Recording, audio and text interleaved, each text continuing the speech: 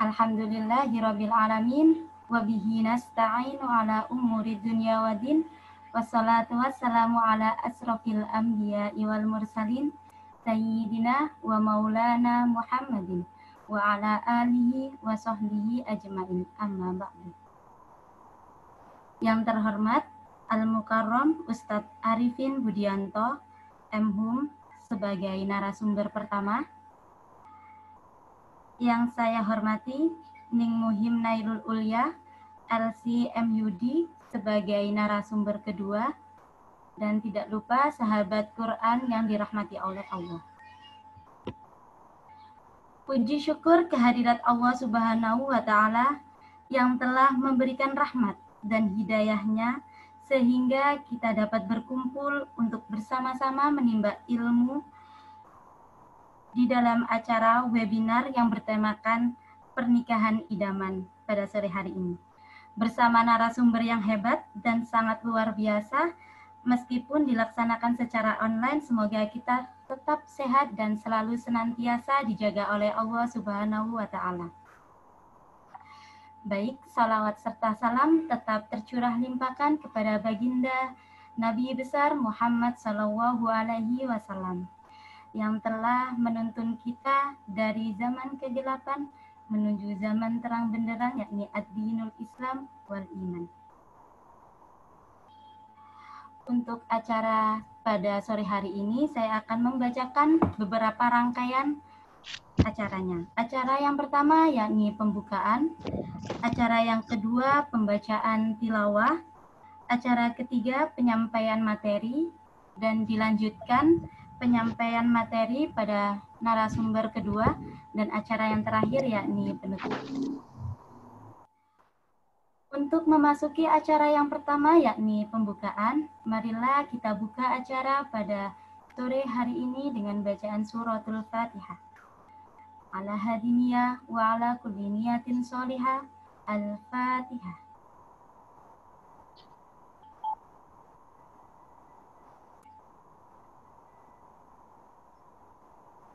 Baik, terima kasih disampaikan. Acara selanjutnya yaitu pembacaan tilawah, pembacaan ayat-ayat suci Al-Quran yang akan dibacakan oleh Al-Mukarram Ustadz Muhammad Fahmi Alawi. Kepada Ustadz Muhammad Fahmi Alawi, disilahkan.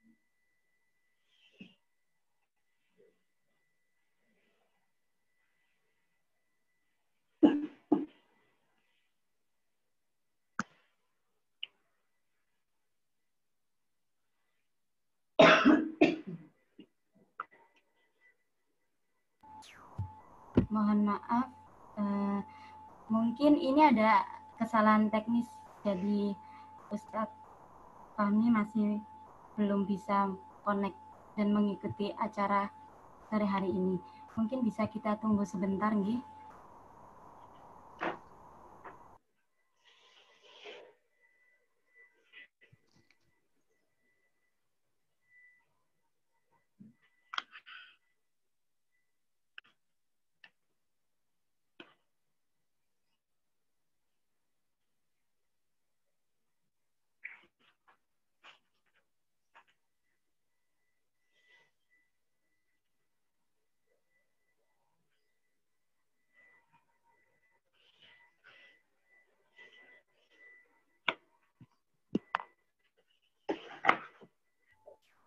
Baik, alhamdulillah sepertinya Ustadz Fahmi Alawi sudah bisa join ya. Monggo. Waktu dan tempat saya persilahkan.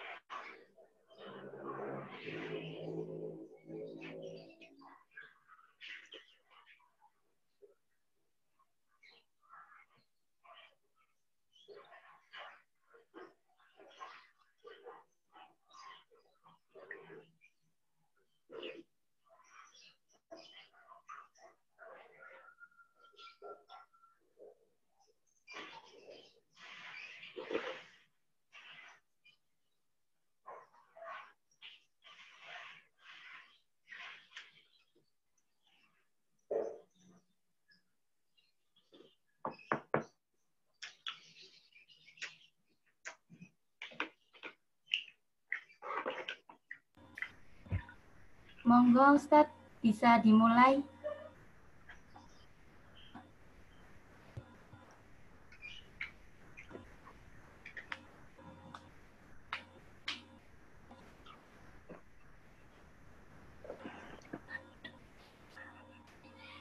Iya.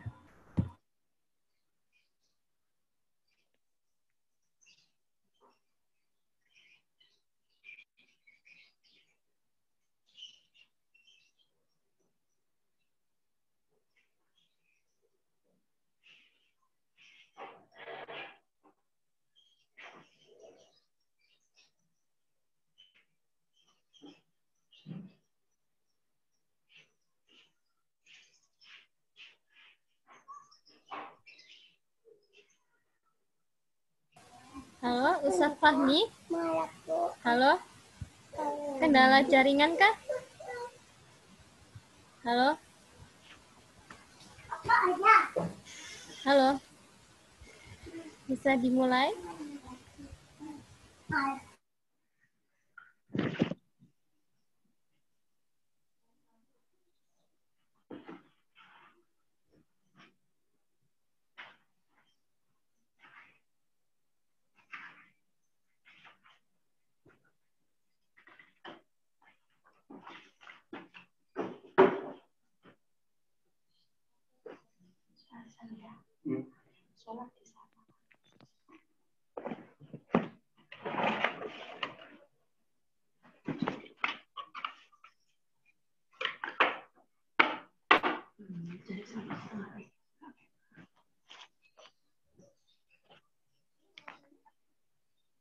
Fahmi?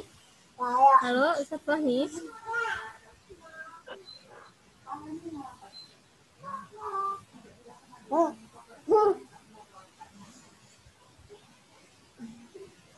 Halo, Ustadz Fahmi?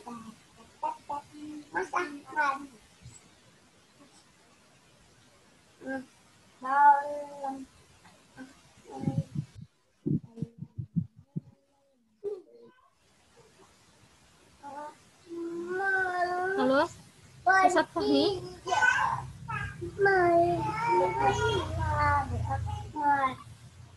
Halo, Ustadz Fahmi?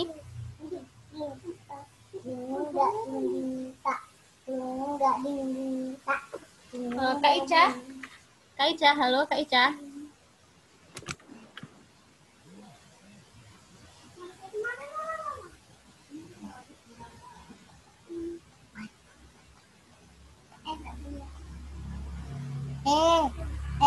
Apa?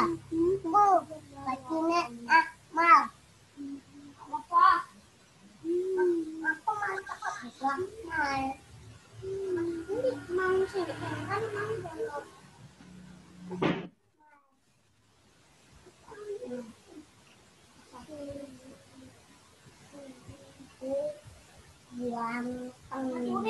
Anak gampang.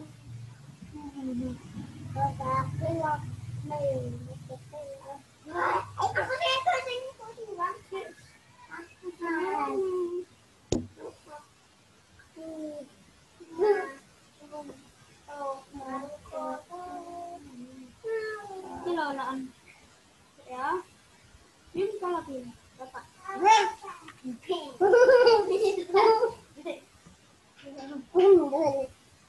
Iya, Bapak. Alat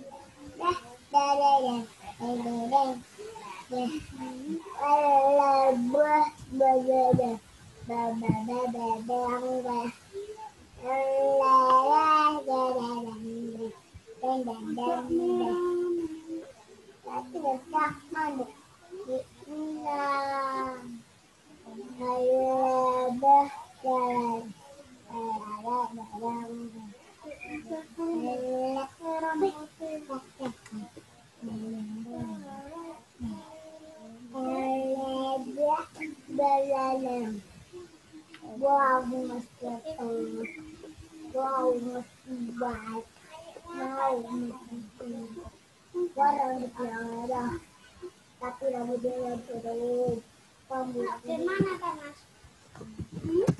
Mandi.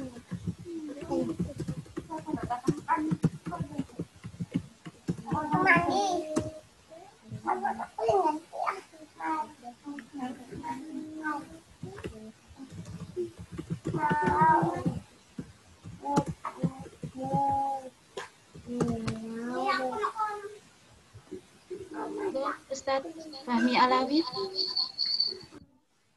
كانت لكم أسوة حسنة في إبراهيم والذين معه إذ قالوا لقومهم إنا براء منكم ومما تعبدون من دون الله كفرنا بكم وبدا بيننا وبينكم العداوة والبغضاء أبدا حتى تؤمنوا بالله وحده إلا قول إبراهيم لأبيه لأستغفرن لك وما أملك لك من الله من شيء ربنا عليك توكلنا وإليك أنبنا وإليك المصير ربنا لا تجعلنا فتنة للذين كفروا فاغفر لنا ربنا إنك. Mohon maaf, mungkin ada kendala sinyal dari Ustadz Fahmi Alawi nggih? Untuk itu kita lanjut ke pemateri pertama. Mungkin nanti kalau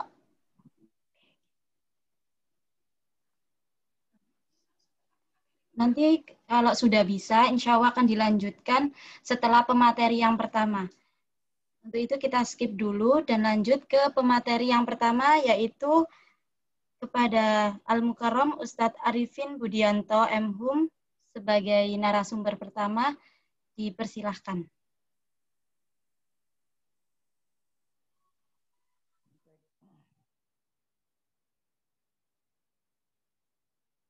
Terima kasih. Assalamualaikum warahmatullahi wabarakatuh.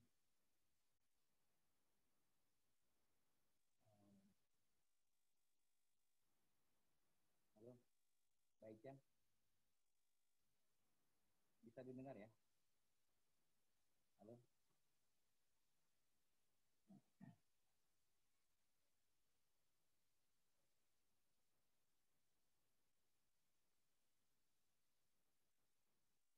Assalamualaikum warahmatullahi wabarakatuh. Bismillah, alhamdulillah, salatu wassalamu ala rasulillah wa ala alihi wa sahbihi wa la hawla wa la quwwata illa billah wa ba'dah. Teman-teman yang hadir di partisipan Zoom atau Zoom meeting pada sore hari ini yang sama-sama dimuliakan Allah. Alhamdulillah saya diberi kesempatan untuk menyampaikan tentang keluarga sakinah, tentang pernikahan idaman. Pertama mungkin terkait dengan pernikahan adalah hal-hal yang paling diidam-idamkan oleh semua insan Karena memang manusia diciptakan oleh Allah itu fitrahnya berpasang-pasangan. Dan semua orang dalam hidupnya ingin bahagia. Bahagia itu kalau saya menukil pendapatnya seorang pimpinan ekonomi muslimin dulu, yang Bapak Al-Ghazali, bahagia itu adalah sesuatu yang disebut relatif oleh beliau. Apa yang kita duga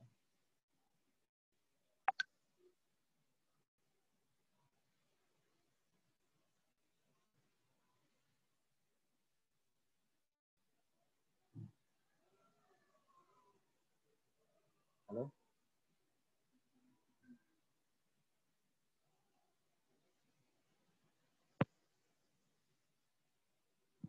Baik, mungkin saya ulangi lagi.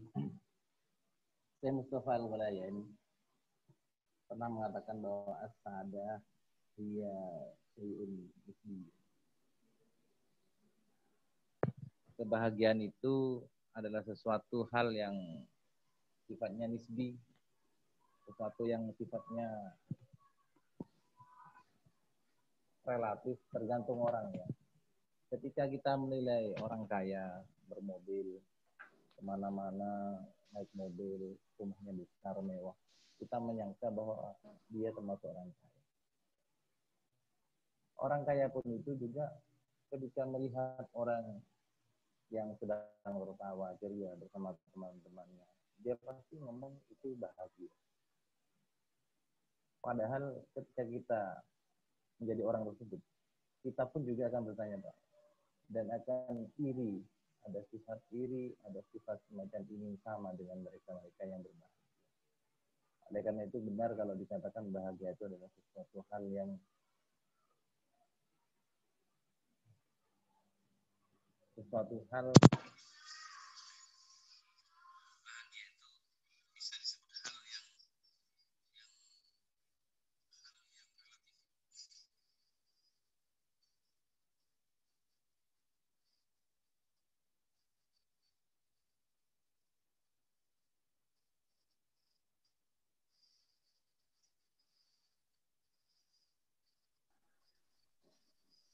Mohon maaf, Ustadz Arifin Budianto bisa lebih dikeraskan lagi, karena ini partisipan mengatakan suaranya kurang jelas, Ustadz.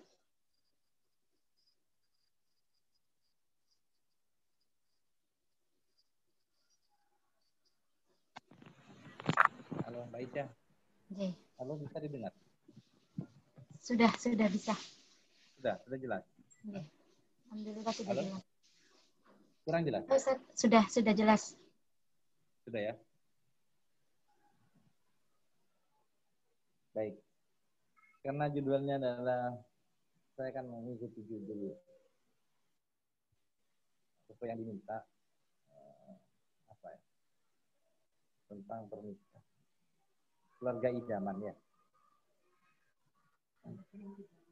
Pernikahan idaman, pernikahan yang sesuai dengan keinginannya. Saya kembali lagi ke apa yang saya bahas tadi, bahwa semua orang itu diciptakan oleh Allah berpasang-pasangan. Itu adalah fitrah. Kalau kita keluar dari fitrah itu hanya sebagai pengecualian saja. Mungkin ada sebagian orang yang hidupnya sendirian. Halo. Halo, cek satu. Oke. Ngapunten maaf tadi ada kesalahan karena di sini speakernya enggak bunyi sama sekali. Oh, nggih. Nggih. Ngapunten. Ustadz Fahmi, maaf ya, setelah pemateri pertama mungkin nanti bisa dilanjutkan tilawahnya. Ini sekarang kita lagi menyelesaikan materi yang pertama dulu. Baru nanti setelah itu bisa dilanjutkan oleh pembacaan tilawah. Monggo Ustadz Arifin bisa dilanjutkan lagi. Mohon maaf. Oke, baik. Terima kasih.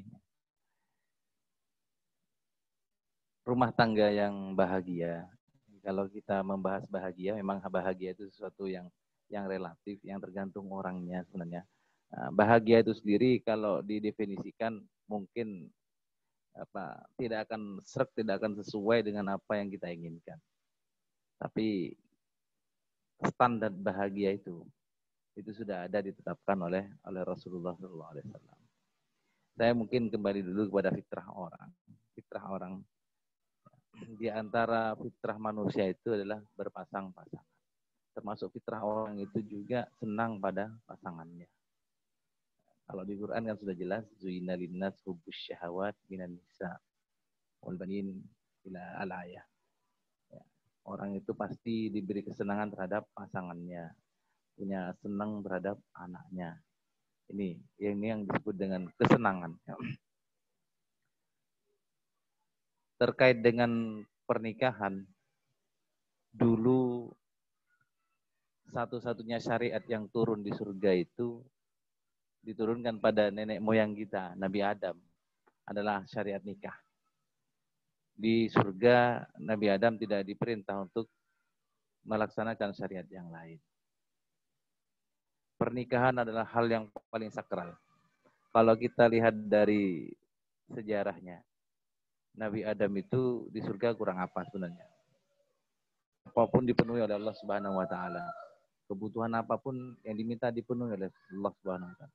Namun masih terlihat gundah gulana.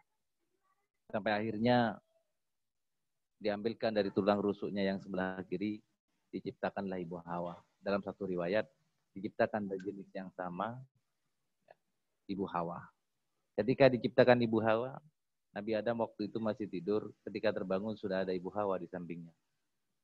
Ketika mau disentuh, diperingatkan sama malaikat, jangan disentuh dulu, nikahi dulu. Akhirnya terjadilah pernikahan dengan mas kawin membaca sholawat pada baginda Nabi. Dengan bermacam versi, sholawatnya macam-macam.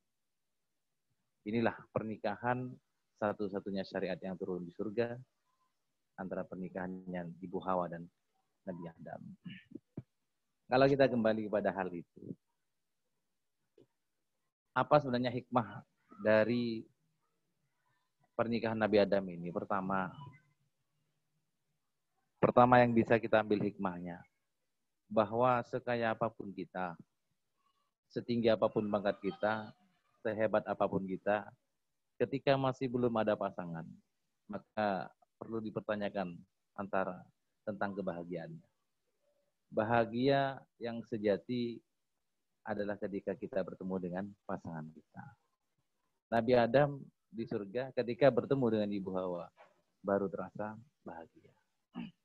Ini kalau kita membahas hal bahagia. Tentang pernikahan itu sendiri, mungkin sedikit saya menyetir ayat.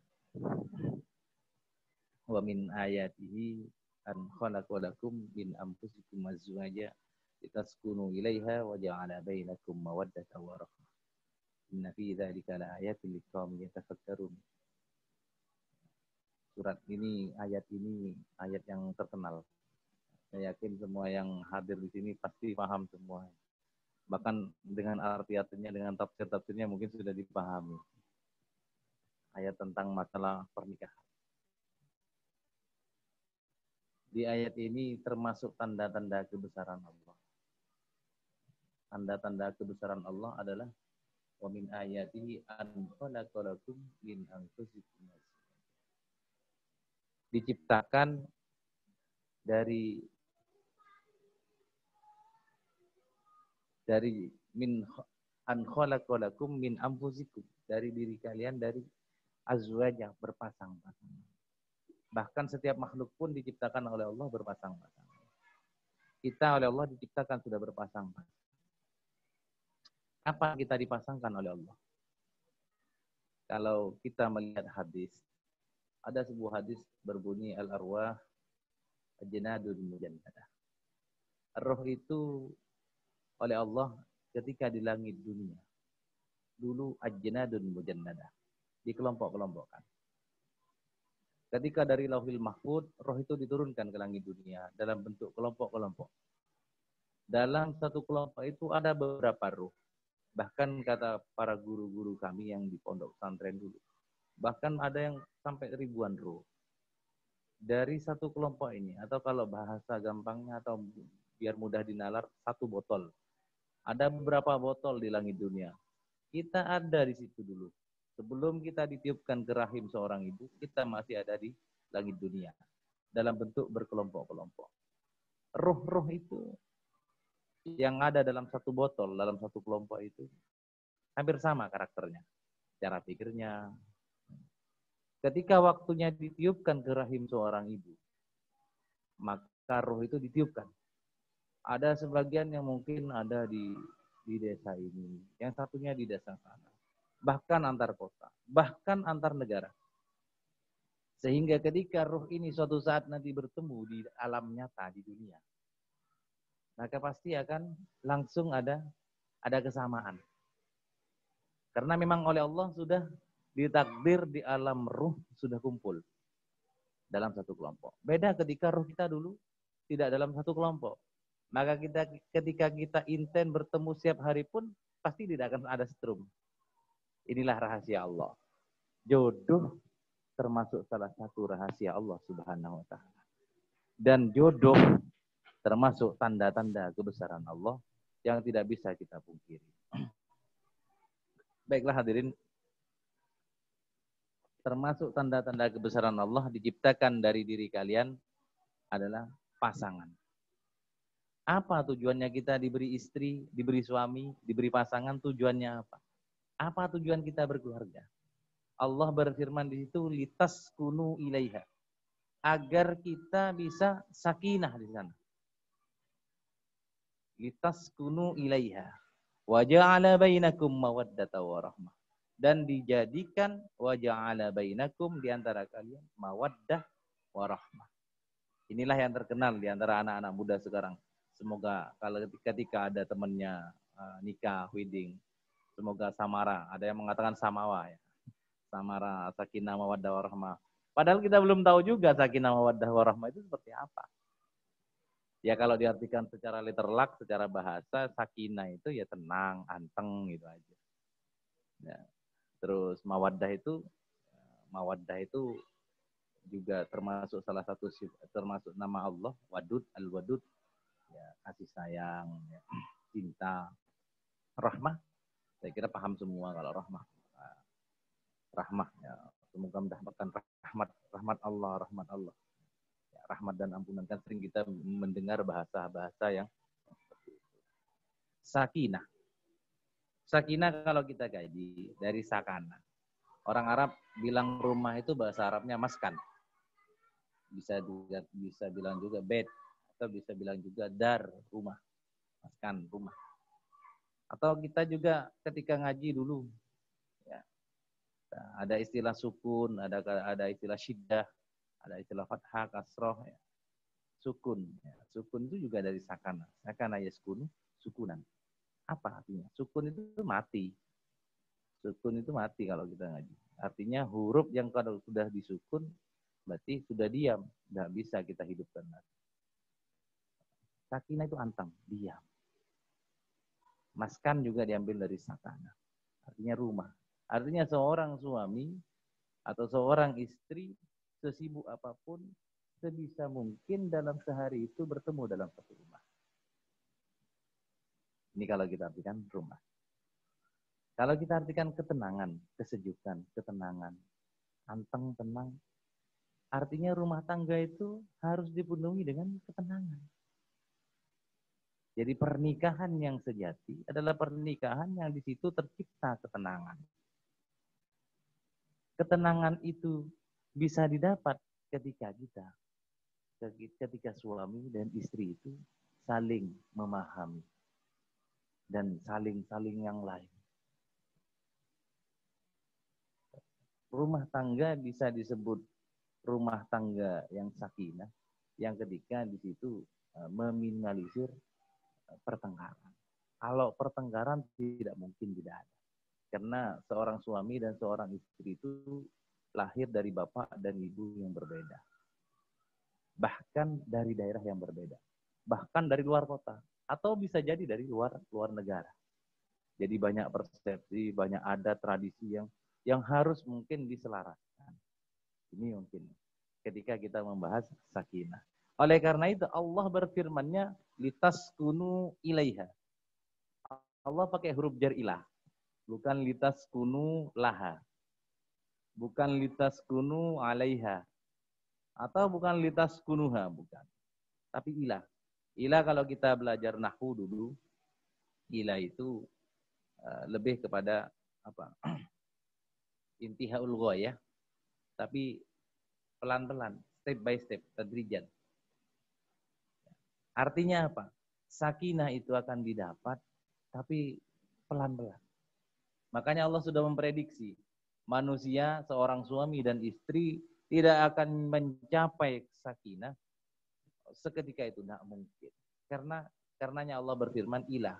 Ilah itu butuh tahapan, butuh pengenalan, butuh saling memahami. Seiring waktu, seiring tahun, seiring dengan juga terpaan hidup, maka akan saling memahami pasangan itu. Baru di situ akan tercipta sakinah. Ya. Dan mawaddah. Ya. Mawaddah, kalau tafsir As-Sawi mengatakan mawaddah itu mahabbah. Nah, tapi di ilmu tasawuf, mawaddah itu di atas mahabbah. Cinta. Cinta di atas cinta itu mahabbah.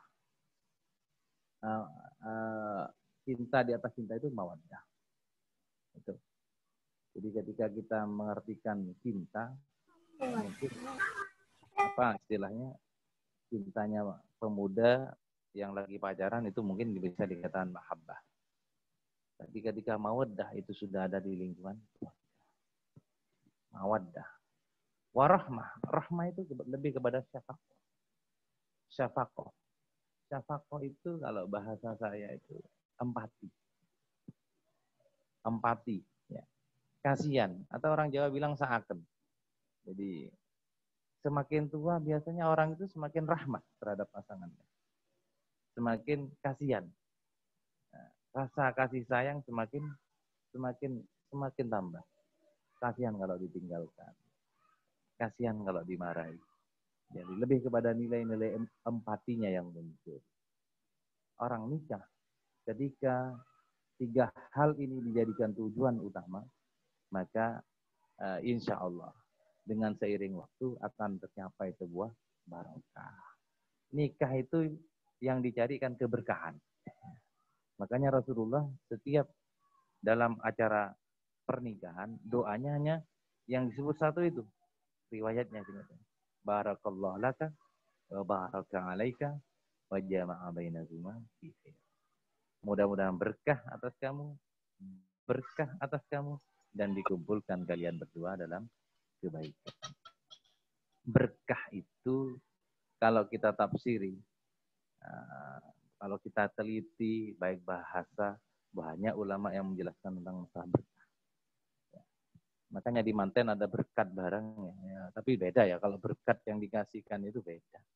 Itu bukan barakallahu laka, bukan. Itu berkat, murni berkat yang bisa dimakan, ya itu sebenarnya. Barokah itu kalau para ulama wanafsiri ada yang mengatakan dia ada tambah baik. Jadi berkah itu. Orang nikah itu berkah. Berarti tambah baik. Kalau ada orang nikah tidak tambah baik, maka pernikahannya mungkin salah niat. Disinilah posisi niat itu. Makanya ketika akad nikah, biasanya masih diingatkan kita. Niatnya ditata. Hal-hal yang seperti itu. Ya. Jadi berkah itu tambah baik. Ciri tambah baik itu tambah dewasa.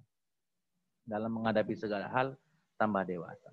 Ciri orang dewasa itu banyak. Tapi ciri yang paling ada harus pada setiap orang disebut dewasa itu satu, sabar.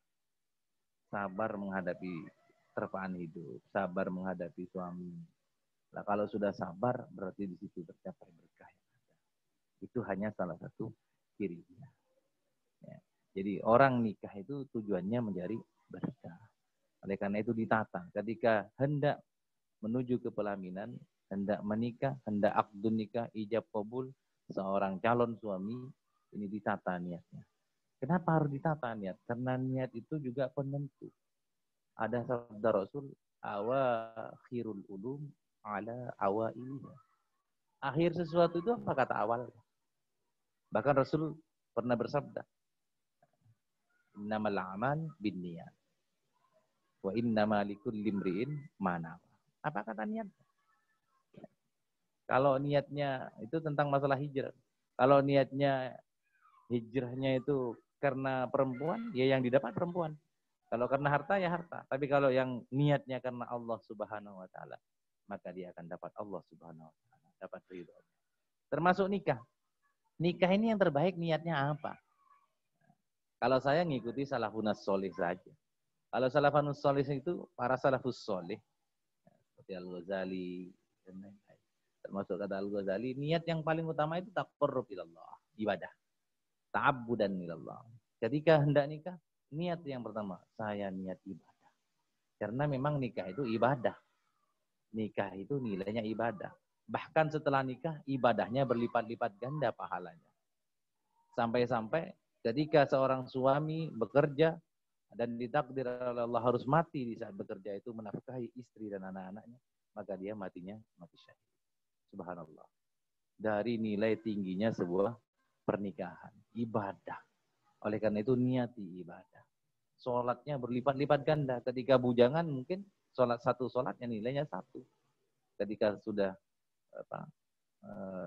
menikah, beristri, bersuami, maka pahalanya berlipat-lipat ganda. Itulah. Jadi ketika niat yang paling utama kata Al-Ghazali, niat ibadah.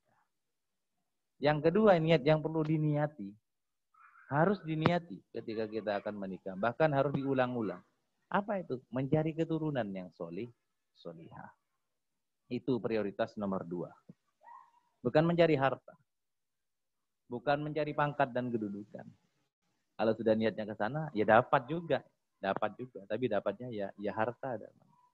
Tapi niat yang paling baik itu adalah mencari keturunan yang solihah. Karena memang orang menikah itu memang tujuannya untuk memperoleh keturunan yang solihah. Kenapa keturunan? Karena ada hadis itu juga. Kita semua akan balik. Kita akan balik ke keharibaan Allah. Kita akan mati semua.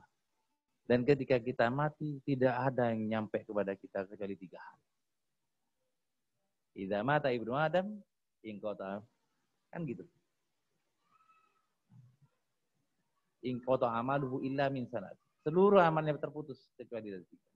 Shadaqatin jariyatin wa ilmin yuntafa'u bih wa waladin sholihin yad'u. Ketika yang kita dambakan di antaranya adalah ketika kita sudah ada di liang lahat, termasuk salah satunya doa anak. Anak yang soleh yang mendoakan orang tua.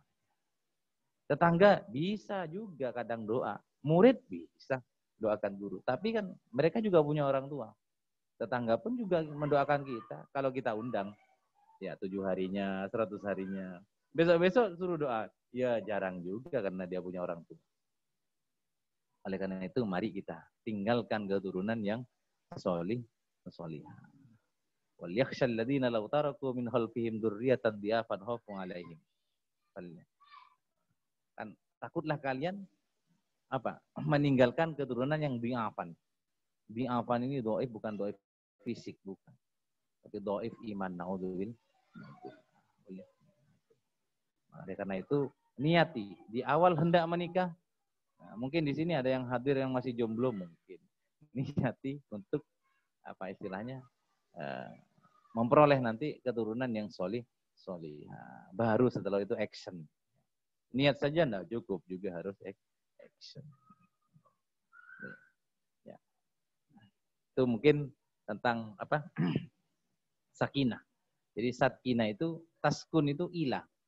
Perlahan-lahan, step by step, pelan-pelan. Pahami pasangannya. Nah, hal seperti itu. Tadi saya di awal berbicara tentang masalah sa'adah, kebahagiaan. Ya. Bahagia. Esensi bahagia itu seperti apa sih? Apa tertawa terus? Ya enggak juga. Kalau tertawa terus di pinggir jalan, itu orang gila. Atau tertawa sendirian itu enggak bagus juga. Ya. Senyum-senyum terus, teman-teman diam, kita senyum. Aneh juga itu. Enggak bagus juga. Jadi yang disebut bahagia itu apa sebenarnya? Rasulullah pernah memberikan kriteria orang bahagia. Rawahud Dailami. Rasulullah namanya gini. Arba'un min sa'adatil mar'i. Ada 4 hal. Ya. Mbak Ica, kalau memang waktu saya sudah habis diingatkan ya. Ya, dia Ustaz. Ada 4 hal yang termasuk arbaun min sa'adatil mar'i. Ada 4 hal termasuk tanda-tanda arbaun min sa'adatil mar'i. Ada 4 hal tanda-tanda orang bahagia itu. Sa'adah, ya. Yang kita cari kan sa'adah. Antakuna zaujatuhu muwafiqah. Yang saya nukil ini rawahu Dailami. Antakuna zaujatuhu muwafiqah. Punya istri, punya pasangan, itu cocok, serasi, muwafiqah. Ya. Rasul di sini anehnya di riwayat yang lain mungkin antakuna zaujatuhu sholihatan, sholihah. Tapi saya kok lebih condong pada muwafiqah, cocok, serasi. Ketika pasangan itu serasi, suami itu serasi, maka insya Allah bahagia hidupnya. Saya lebih condong ke serasi, kenapa? Karena banyak tetangga saya yang awet, adem, ayem, tetangga saya hidupnya, walaupun dia istilahnya naudzubillah ya, jarang-jarang sholat, tapi tetap adem ayem. Karena saya lihat pasangannya juga jarang-jarang sholat, jadi adem ayem. Saya lihat juga sebagian tetangga mungkin ada yang istilahnya agak kikir sedikit, suaminya juga kikir, alhamdulillah adem ayem. Itu namanya cocok, serasi. Beda ketika tidak serasi, yang suaminya loman, istrinya medit. Nah ini tidak serasi, tukaran dia tadi. Makanya harus serasi. Kalau dipertemukan jodoh yang kurang serasi bagaimana? Ya kita harus menyerasikan diri. Harus memuafakoh. Menyelaraskan. Ya. Menyelaraskan. Tapi sekali lagi, selaras itu tidak harus sama. Tidak. Kita banyak, terutama bias gender, yang salah kaprah. Dianggapnya sama, muwafiqah. Serasi itu dianggapnya sama. Artinya ketika suami berkarir, istri juga itu bias gender yang muncul mungkin. Kalau saya memahaminya, sebenarnya muwafiqah itu, serasi itu tidak harus sama. Kita lihat manusia, seorang perempuan, ketika berjalan terlihat indah ketika dia melambaikan tangan mengayunkan tangan kanan ke depan, tangan kirinya pasti ke belakang. Kakinya yang maju yang kanan, yang kiri di belakang. Itu indah sekali. Indah kita lihat. Ketika kaki kiri yang maju, yang melambai ke depan itu tangan kanan. Indah kan? Itu yang disebut serasi. Serasi itu tidak harus sama. Malah justru ketika sama, ketika tangan kanan kita maju ke depan, tangan kiri juga maju ke depan, aneh. Apalagi kakinya juga sama-sama maju dua-duanya. Aneh, loncat-loncat lagi. Itu namanya, ya disebut juga dengan istilah tuyul itu. Apa? Kok tuyul? Apa istilahnya? Ya, vampir. Jadi serasi itu tidak harus sama. Ya, kalau orang yang bias gender yang mempertahankan, ya mungkin saya kurang setuju juga. Ketika harus sama-sama istilahnya maju semua, karena kurang indah hidupnya. Ya, intinya yang sakinah tadi itu ya harus tetap diam di rumah. Itu yang pertama. Antakuna zaujatuhu muwafiqatan. Yang kedua, wa auladuhu abroron, punya anak baik semua, solih, solihah semua. Pasti itu yang kita idamkan. Nah, makanya yang tadi yang saya sebutkan, kalau ingin punya keturunan yang solih, solihah, bagaimana caranya? Ya, caranya kita didik dengan pendidikan yang baik. Diawali dari sebelum kelahirannya. Ketika kita menanamkan benihnya, kita cari benihnya. Bagaimana caranya benih yang baik? Dari makanan yang halal dan thayyiban. Itu penting. Ya, makanan halal dan thayyiban itu oleh Rasul disebutkan separuh dari agama. Separuh dari agama.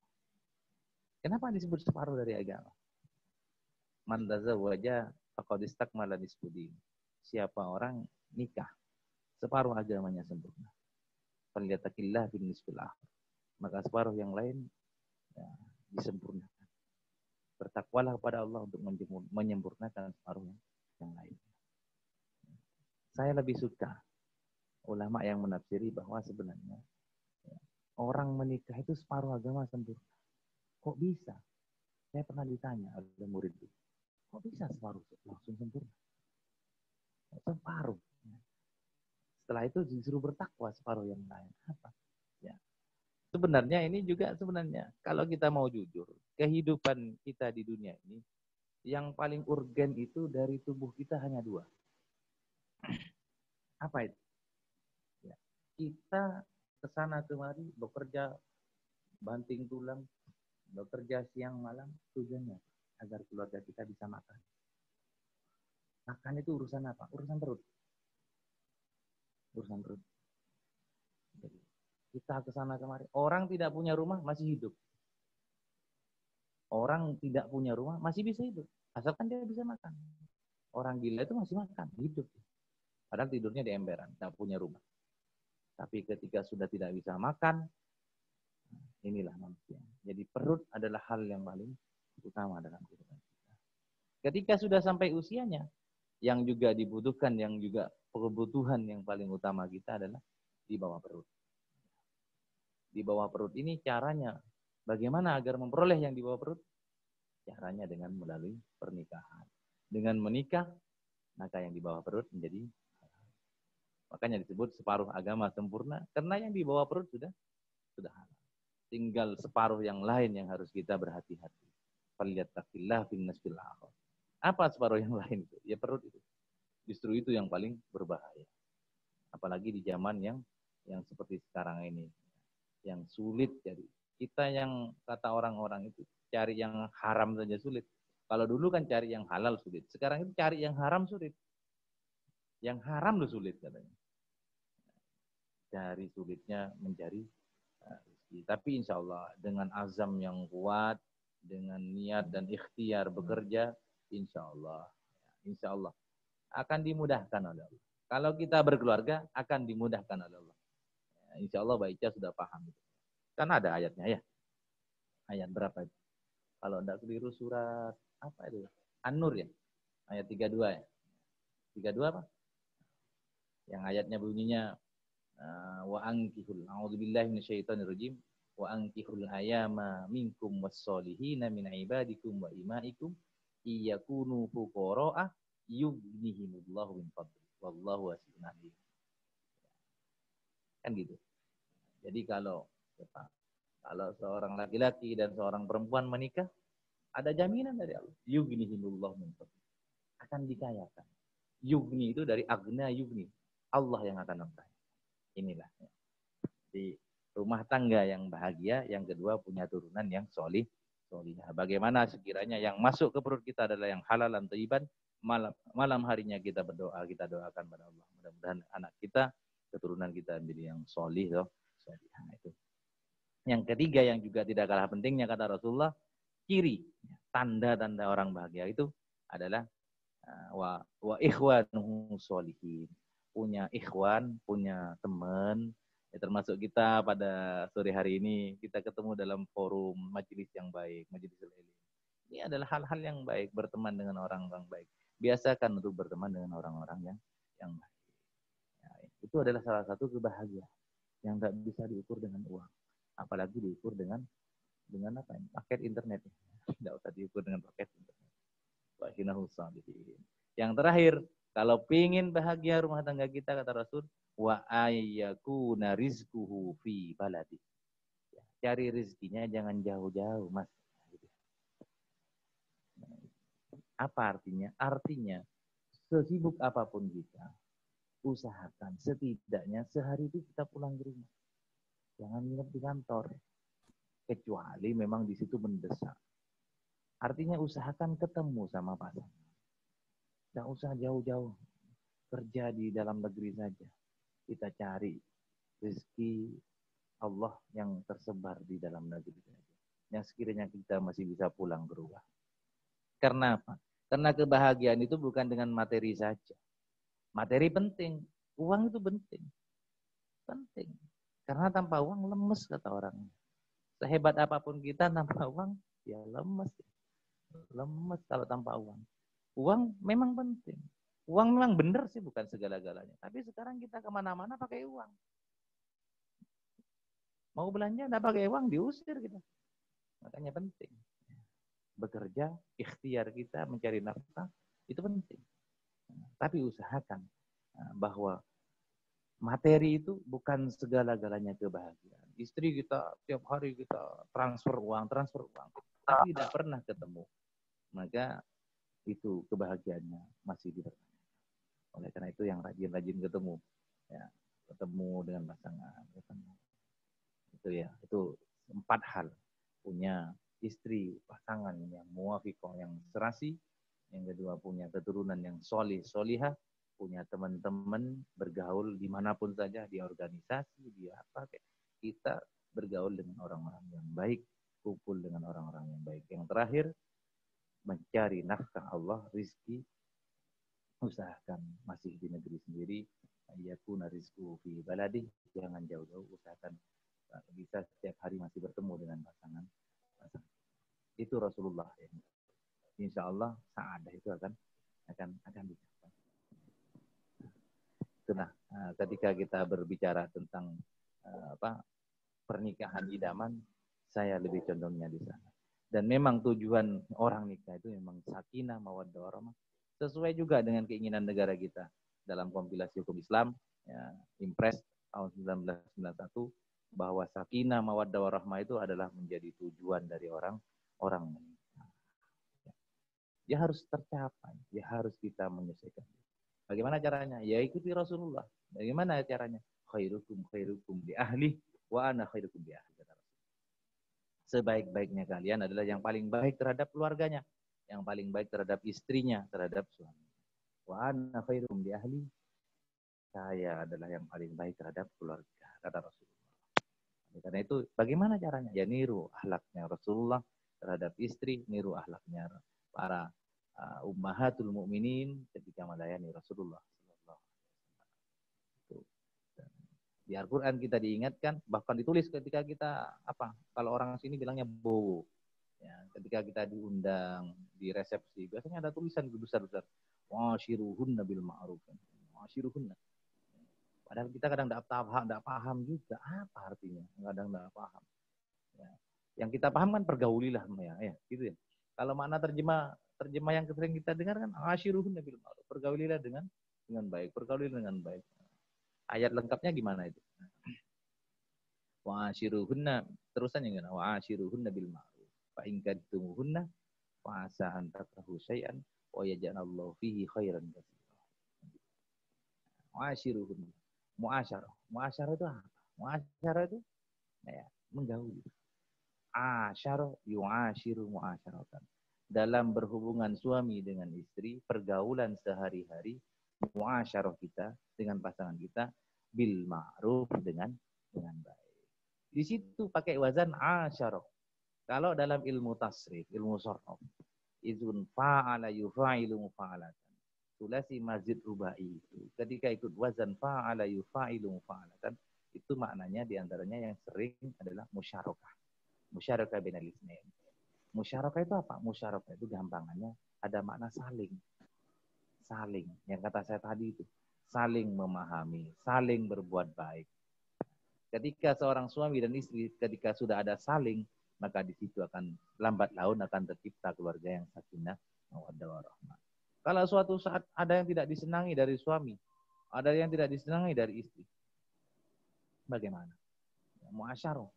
Wa'ashiruhunna bil mu'asyarah. Di situ Allah ya, ashiru yang memulai siapa? Saling itu yang memulai siapa? Ya suami. Ashiruhunna. Ashiru. Mu'asyarahlah kalian wahai para suami, hunna kepada para bil ma'ruf dengan harus ada yang memulai. Kalau diam-diaman tidak ada.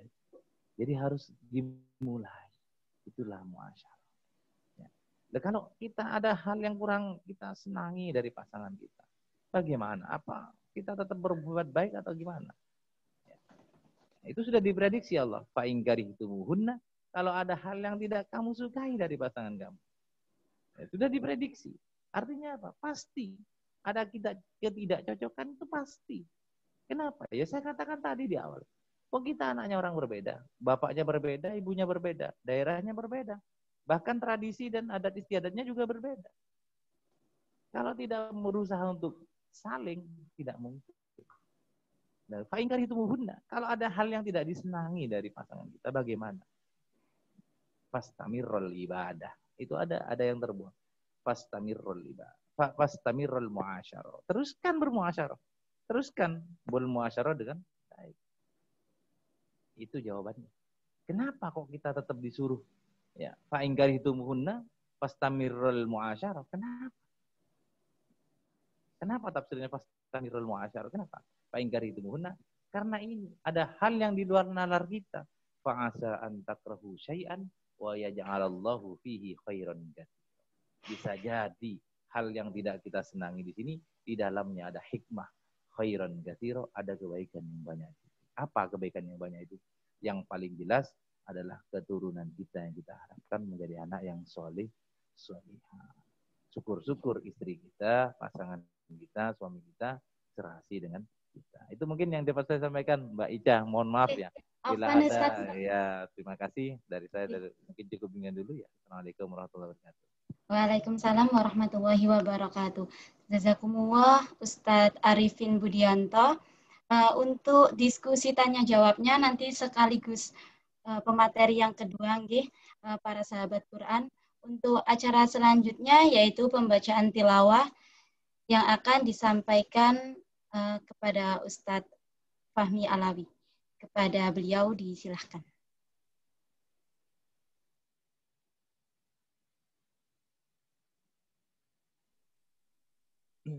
Assalamualaikum warahmatullahi wabarakatuh. Waalaikumsalam.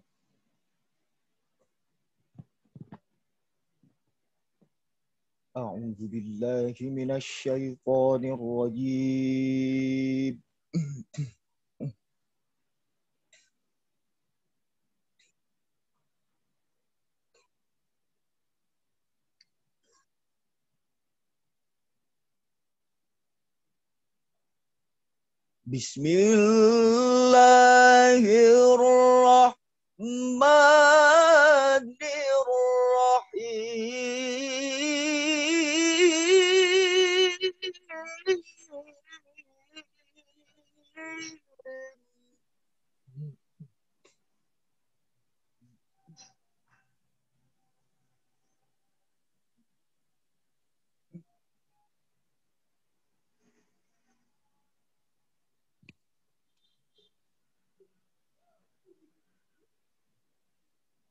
Ar-rijalu qawwamuna 'alan nisa'i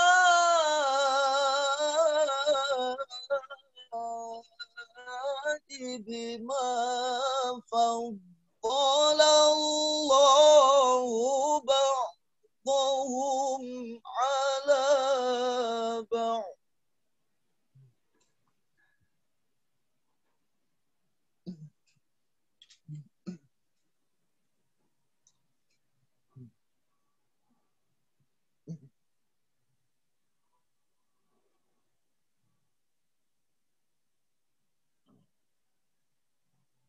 Bima faddala Allahu ba'dahum 'ala ba'din wa bima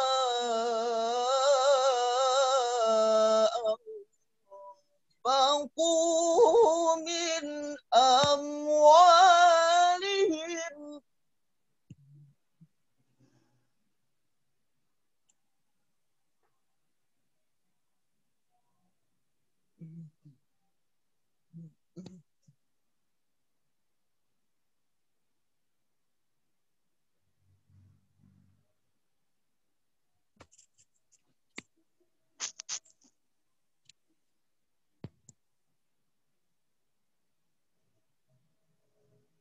Wassalihatu qanitatun hafizatun lil ghaibi bima hafizallah.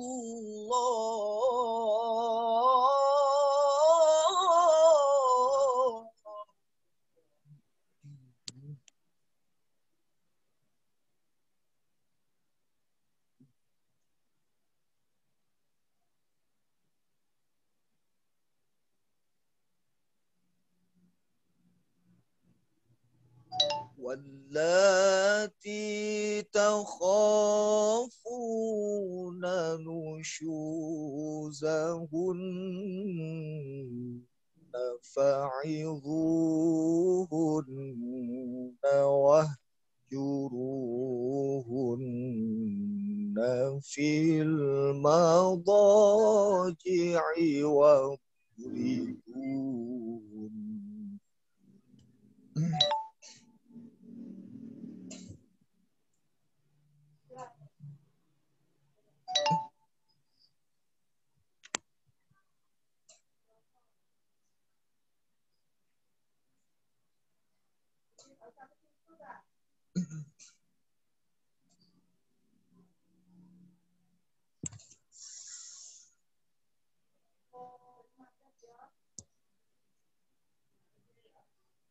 فإن أطعنكم فلا تبغوا عليهن سبيلا إن الله كان عليا كبيرا. Umu langsung belum umu itu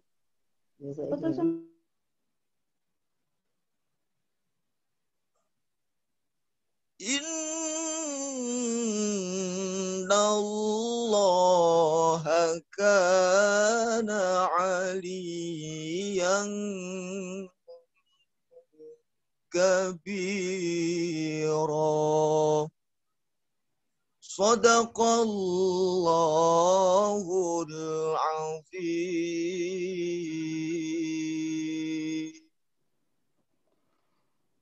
Assalamualaikum warahmatullahi wabarakatuh. Waalaikumsalam warahmatullahi wabarakatuh. Jazakumullah kami sampaikan.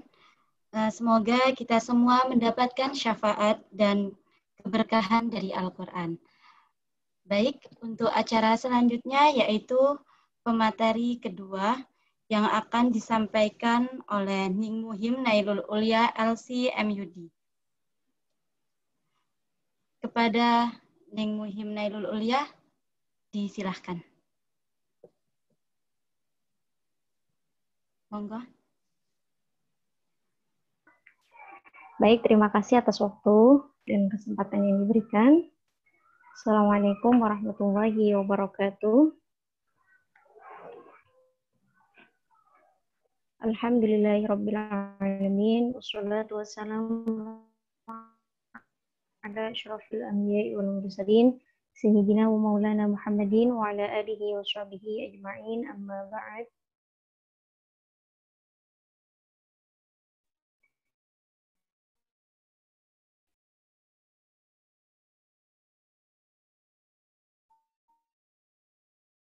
Yang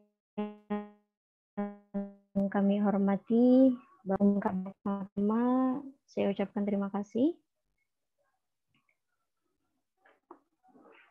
Ya, pertama-tama saya ucapkan terima kasih atas kesempatan yang telah diberikan kepada saya, kepada segenap panitia Sahabat Al-Quran, yang mana pada kesempatan kali ini saya diberi kesempatan untuk menyampaikan materi seputar pernikahan idaman dalam perspektif Al-Quran.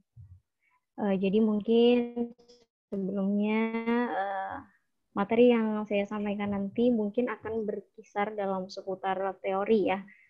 Bagaimana sesungguhnya Al-Quran berbicara mengenai ayat-ayat pernikahan dan juga bagaimana beberapa interpretasi atau penafsiran-penafsiran yang ada seputar ayat-ayat Al-Quran.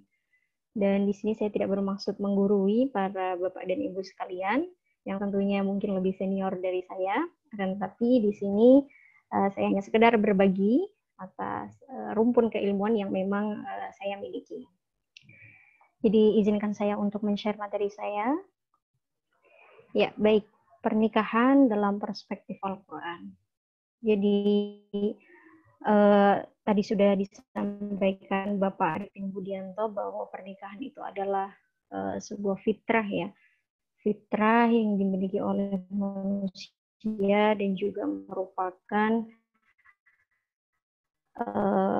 ajaran atau tuntunan yang diajarkan oleh Nabi Muhammad SAW. Jadi sebelum saya masuk ke pembahasan ayat Al-Quran,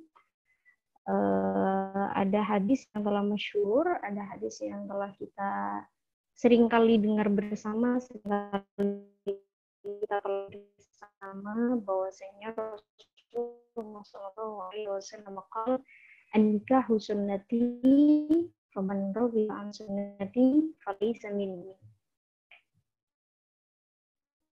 Nikah merupakan jalanku. Nah, sunnah yang dimaksud di sini adalah sunnah jalan hidup yang dipilih oleh Nabi. An-nikah sunnati, pernikahan merupakan jalan hidup aku, dan barang siapa yang faman raghiba an sunnati falaysa minni. Dan barang siapa yang ini maka dia bukan termasuk bagianku. Kira-kira seperti itu terjemahannya. Jadi memang nikah merupakan salah satu ajaran atau tuntunan yang diajarkan Nabi kepada umatnya. Akan tetapi nikah itu sendiri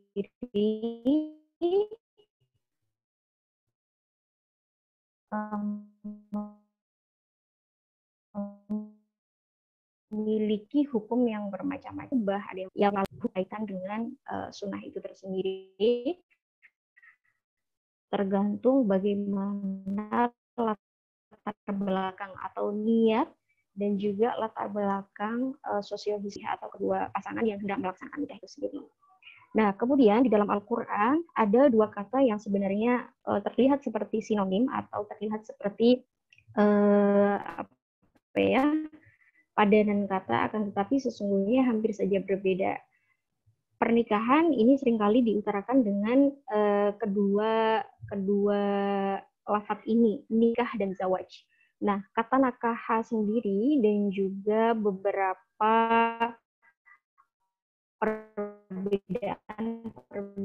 perbedaan sih sebanyak 14 kali kurang lebih.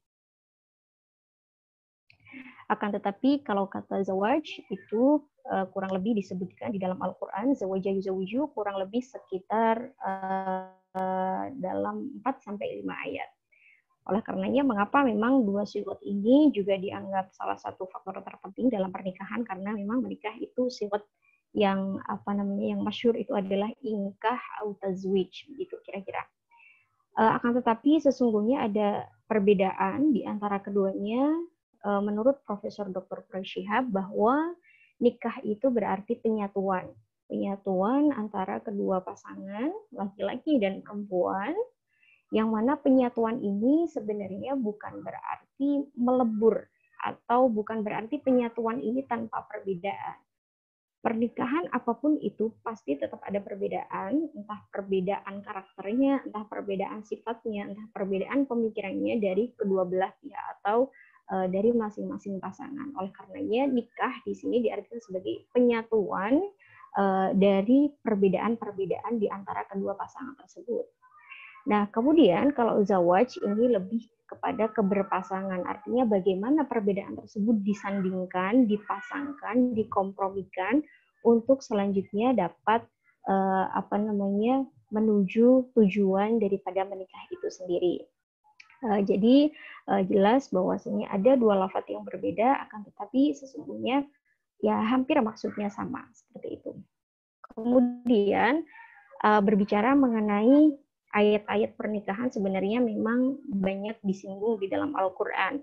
Akan tetapi di sini saya hanya akan berkutat pada 6 ayat saja yang menggambarkan bagaimana sesungguhnya eksistensi pernikahan itu sendiri, bagaimana pernikahan sebagai akad, kemudian bagaimana tujuan pernikahan, dan juga bagaimana etika dalam berumah tangga atau etika pernikahan. Nah, di dalam Al-Quran surat An-Nisa disebutkan bahwa pernikahan digambarkan sebagai mitsaqun ghalidho, artinya pertalian yang kuat atau pertalian yang kokoh, dalam arti perjanjian yang sakral ya, atau ikatan yang suci, mungkin seperti itu. Yang mana tali temali ini memang difungsikan untuk mengikat kedua pasangan dengan aturan-aturan tertentu. Akan tetapi tidak berarti pula beberapa aturan dalam pernikahan itu kemudian mengekang kebebasan masing-masing baik dari istri maupun suami. Adanya pertalian ini difungsikan agar ikatannya semakin kokoh, kemudian potensi-potensi yang terdapat pada suami maupun istri itu dapat dikembangkan dengan baik. Kemudian ayat yang kedua ini ya termasuk salah satu dari tujuan pernikahan itu adalah melestarikan keturunan. Jadi kita tidak bisa mengatakan bahwa satu-satunya tujuan pernikahan itu melestarikan keturunan, bukan, akan tetapi melestarikan keturunan ini adalah salah satu dari beberapa tujuan pernikahan. Hal ini tergambar pada surat An-Nisa ayat 1. Ya ayyuhan nasu taqu rabbakum alladzi khalaqakum min nafsin wahidah wa khalaqa minha zawjaha wa batha minhuma rijalan katsiran wa nisaa'a. Jadi beberapa orang yang mungkin menganggap bahwa melestarikan keturunan ini adalah satu-satunya tujuan, maka seringkali ketika pertengahan rumah tangganya mengalami problem, misalnya kesulitan dalam memperoleh keturunan atau kesulitan berkembang biak, maka dia mengatakan bahwa ya buat apa menikah kalau tidak memiliki keturunan, terkadang seperti itu. Padahal beberapa dari kalangan-kalangan ulama kita, beberapa dari kalangan salafun sholih juga ada banyak sekali yang tidak menjadikan satu-satunya faktor ini sebagai tujuan pernikahan. Lalu selain melestarikan keturunan, apa tujuan selanjutnya dari menikah? Itu adalah memperoleh ketenangan dan kebahagiaan. Sebagaimana yang tadi dinyatakan Bapak Arifin, bahwa ketenangan, ketentraman, kebahagiaan ini memang tujuan akhir sebenarnya, kalau kita boleh, tujuan akhir dari bahtera rumah tangga itu sendiri. Dan juga faktor yang menentukan ketenangan dan kebahagiaan ini adalah adanya cinta dan kasih, adanya mawaddah dan rahmah. Nah, hal ini menarik. Mengapa? Jika kita perhatikan ayat Al-Quran, wa min ayatihi an khalaqalakum min anfusikum azwajan litaskunu ilaiha. Nah, sebenarnya kalau kita berbicara secara bentuk bahasa Arab, litaskunu ilaiha ini adalah hanya terbatas perintah kepada suami untuk memberikan ketenangan atau kebahagiaan kepada istri. Akan tetapi tentunya dalam beberapa pandangan tafsir kontemporer ini dapat dimaknai kesalingan. Artinya dalam ayat-ayat pernikahan ketika terdapat beberapa ketika terdapat contoh lafadz yang misalkan itu tertuju untuk para laki-laki, itu pun sebenarnya juga bisa ditujukan untuk para perempuan. Artinya yang berkewajiban untuk menciptakan kebahagiaan, ketenangan itu tidak hanya seorang suami kepada istri saja, akan tetapi berlaku pula sebaliknya. Artinya istri juga perlu membahagiakan dan menciptakan ketentraman dan ketenangan kepada suami. Artinya hubungan kesalingan atau prinsip mubadalah, kesalingan antara masing-masing pihak ini sangat diperlukan di dalam bahtera rumah tangga. Kemudian ayat yang kelima yaitu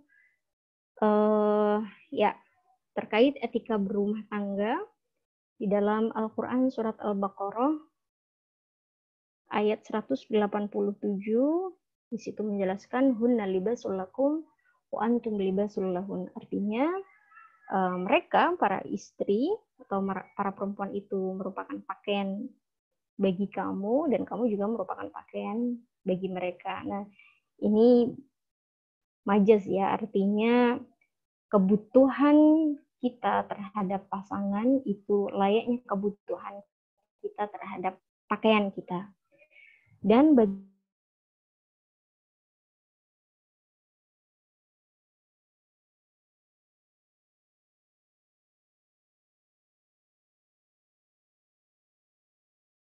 yang ada pada diri kita, baik yang secara fisik maupun secara karakter.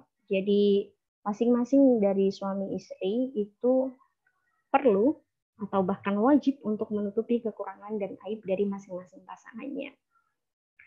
Kemudian yang kelima, ayat yang kelima itu tentang wa'asyiru bil ma'ruf. Tadi juga sudah dijelaskan wa'asyiruhunna bil ma'ruf. Jadi sekali lagi, sekalipun sighotnya di sini adalah wa'asyiruhunna, bukan wa'asyiruhum misalkan. Artinya jika kita berbicara secara kaidah bahasa Arab, khitab ini atau ayat ini sebenarnya hanya tertuju untuk laki-laki terhadap perempuan, seperti itu kalau secara tata bahasa Arab. Akan tetapi perlunya kita sekali lagi menafsirkan secara resiprokal atau secara mubadalah bahwa perintah untuk mu'asyarah bil ma'ruf ini tidak hanya ditujukan kepada suami untuk istri-istrinya, akan tetapi begitu pula sebaliknya. Istri juga wajib mempergauli suaminya dengan cara-cara yang ma'ruf. Nah, cara-cara yang ma'ruf ini perlu dibedakan dengan khair ya. Kalau khair itu kebaikan secara umum atau kebaikan secara universal. Akan tetapi kalau ma'ruf ini adalah kebaikan yang dianggap patut. Mungkin seperti itu kalau kita menerjemahkan antara perbedaan khair dan ma'ruf. Saya beri contoh, misalnya kita sepakat bahwa silaturahim itu sesuatu yang baik, sesuatu yang khair, artinya dapat memperpanjang umur, melapangkan rezeki, dan lain sebagainya. Akan tetapi di masa pandemi seperti ini, silaturahim yang secara fisik yang di sana ada berjabat tangan dan kemudian dapat menularkan virus. Nah, itu tidak bisa kita anggap sebagai ma'ruf. Nah, contohnya seperti itu. Jadi, kalau khair itu memang kebaikan secara umum atau kebaikan secara universal, akan tetapi kalau ma'ruf itu yang patut. Mungkin saya akan merambah contohnya di dalam bahtera kehidupan rumah tangga ya. Mungkin misalnya ketika suami memiliki keinginan untuk mempergauli istrinya, misalkan. Jadi ketika pergaulan antara suami dan istri ini sesuatu yang baik, dan bahkan ya kalau dalam pernikahan sudah pasti ada, dan itu sesuatu yang baik, khair, artinya kebaikan yang diyakini secara umum. Akan tetapi ketika dalam kondisi-kondisi tertentu, misalkan istri sedang berada dalam masa-masa pramenstruasi sindrom. Pramenstruasi sindrom ini adalah kondisi di mana para perempuan ini mengalami gejolak emosional yang luar biasa sebelum masa menstruasi atau sebelum masa haid, dan terkadang juga timbul perut yang sakitnya luar biasa, reaksi perut atau rahim yang sakitnya luar biasa. Nah, di masa-masa seperti ini, ketika masa-masa PMS, keinginan suami untuk mempergauli istri di saat istrinya sedang merasakan sakit pada rahimnya karena hendak haid atau ketika hendak menstruasi, itu bukan dinilai sebagai sesuatu yang ma'ruf. Nah, ini yang perlu digarisbawahi bahwasanya khair dan ma'ruf itu berbeda. Kalau khair itu kebaikan secara umum, akan tetapi kalau ma'ruf itu kebaikan yang lebih patut atau yang dianggap pantas, yang mana menyesuaikan situasi dan kondisi dari masing-masing pasangan. Dan uniknya di dalam ayat ini juga menggunakan sighat asyiru, artinya asyara yu'asyiru mu'asyaratan. Ada konsep kesalingan, artinya memang kedua-duanya antara suami dan istri itu harus sama-sama mempergauli satu sama lain dengan cara-cara yang baik dan patut, seperti itu. Ya, kemudian ayat yang ke-6 adalah yang menjelaskan bahwa fungsi dan peran suami bagi istri dan keluarga.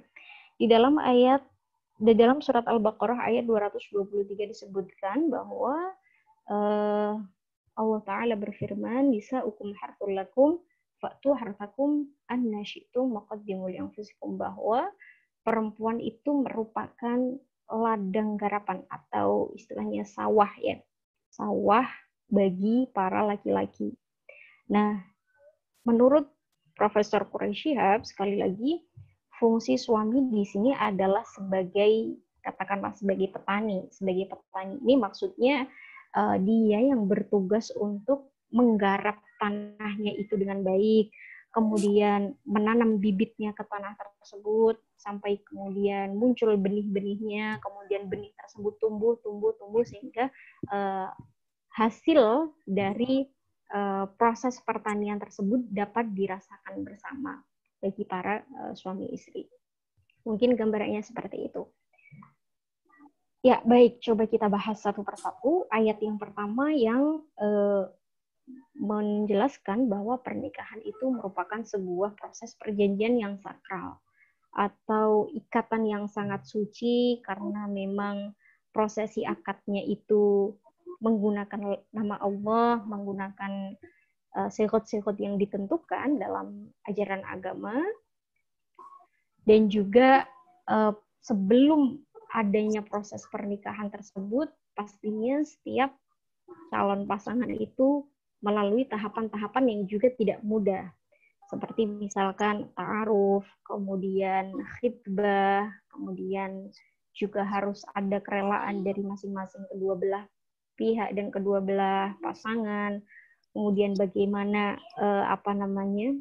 prosesi-prosesi tersebut dipengaruhi juga oleh adat dan budaya masyarakat setempat, sehingga dikatakan perjanjian yang sakral karena juga terputusnya tali pernikahan itu sekalipun memang diperbolehkan, akan tetapi juga merupakan hal yang sangat dibenci oleh Allah Subhanahu wa taala, sebagaimana hadis Rasulullah, abghadul halali indallah at-talaq. Jadi sesuatu yang halal yang paling dibenci oleh Allah itu adalah perceraian. Boleh, akan tetapi itu memang sangat dibenci. Artinya karena proses pernikahan itu dilalui dengan segitu banyaknya proses, kemudian akadnya juga menggunakan lafaz Allah, menggunakan nama Allah, disaksikan oleh banyak pihak, sehingga pernikahan ini merupakan sebuah perjanjian yang sakral atau pertalian yang sakral yang memang harus dijaga oleh kedua belah pihak, suami dan istri. Seperti itu. Kemudian tadi berbicara mengenai tujuan nikah, bahwa salah satu tujuannya memang melestarikan keturunan sesuai dengan dalam prinsip maqasidus syariah hifdun nasl, yaitu menjaga keturunan, melestarikan keturunan, kemudian juga memupuk rasa cinta dan kasih, melahirkan sehingga dapat melahirkan ketenangan batin, dan juga dapat mewujudkan kesempurnaan eksistensi manusia sebagai khalifatullah fil ardh, sebagai mandataris Allah di muka bumi. Kemudian ya mungkin saya persingkat, nggak apa-apa ya, Mbak? Sudah maghrib di sini. Ya. Ya, tadi narasumber pertama sudah menyebutkan bahwa beberapa perbedaan mawaddah dan rahmah. Jadi saya gambarkan sakinah di sini adalah tujuan yang paling akhir gitu. Ketentraman, ketenangan, kebahagiaan, ini tujuan yang paling akhir. Nah, komponennya atau tahapan-tahapan yang dilalui ini ada 3, mawaddah, rahmah, dan amanah. Nah, mawaddah ini sendiri artinya adalah katakanlah mungkin cinta ya, cinta atau ya bisa kita katakan cinta. Kalau rahmah ini merupakan sebuah kasih sayang, artinya berbeda dengan mawaddah. Jika mawaddah itu memang pure murni cinta, yang cinta itu bisa naik turun, akan tetapi kalau rahmah ini murni kasih sayang kepada pasangannya. Misalnya satu kasus contoh, misalkan ya, dalam kasus suami istri ada yang sulit untuk melestarikan keturunan atau membuat keturunan, katakanlah susah hamil, sehingga kemudian mendorong misalkan ini mendorong suami untuk menikah lagi untuk dapat memperoleh keturunan.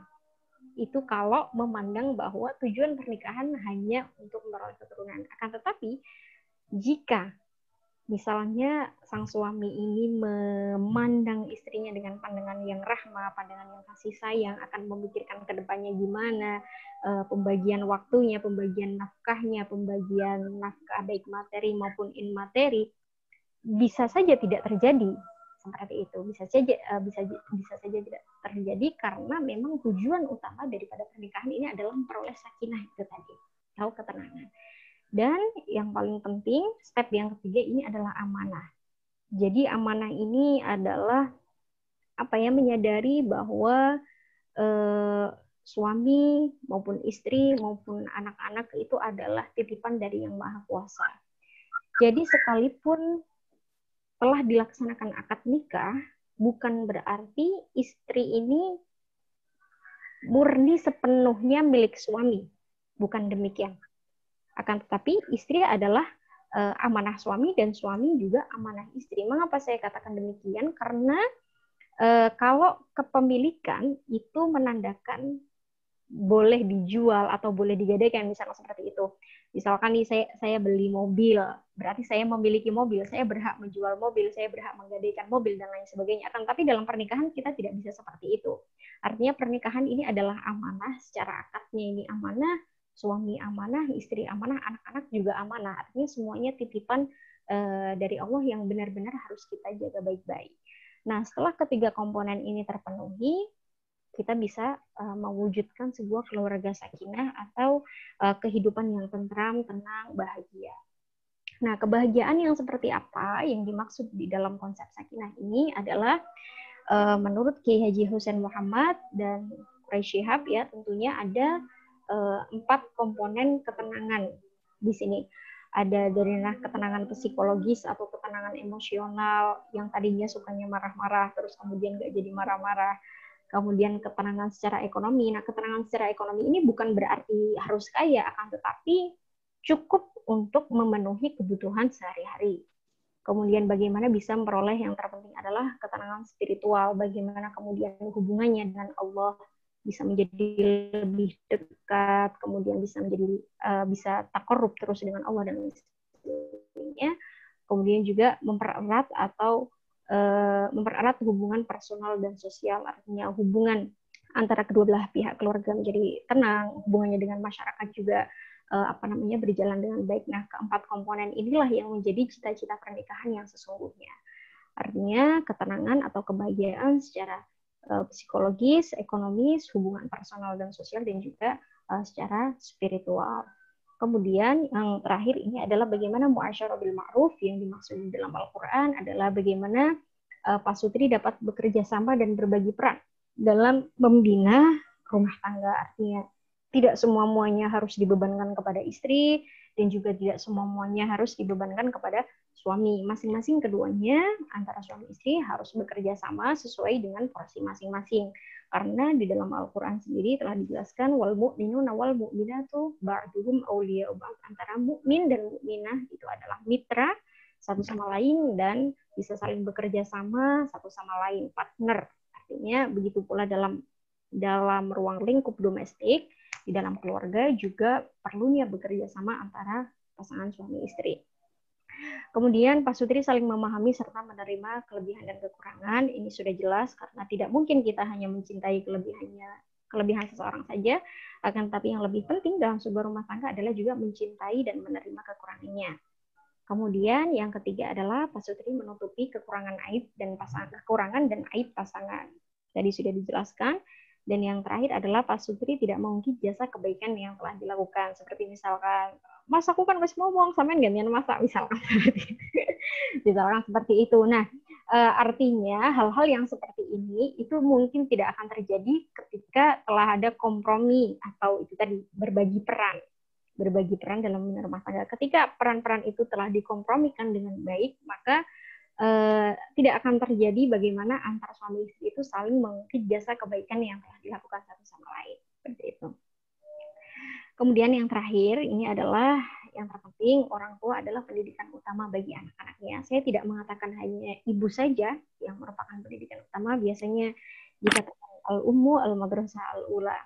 Ya, benar demikian karena memang ibu mengandung selama 9 bulan, kemudian bagaimana melahirkan, menyusui, dan lain sebagainya. Ya, memang bisa dikatakan ibu sebagai madrasah pertama, akan tetapi sesungguhnya pendidikan yang masuk di dalam anak itu juga dari ayahnya juga. Artinya tidak hanya ibu saja yang berperan secara lebih untuk pendidikan anaknya, akan tetapi kedua-duanya, baik ayah maupun ibu juga sangat menentukan atau sangat menjadi pusat perhatian utama untuk pendidikan anak-anaknya.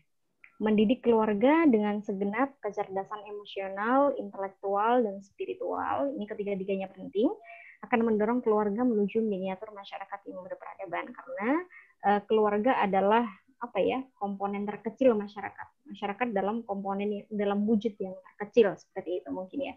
Jadi kita mendidik keluarga yang bahagia, mendidik keluarga yang memiliki ketiga kecerdasan yang dicita-citakan peradaban ini, sesungguhnya juga sama saja kita berkontribusi untuk masyarakat kita.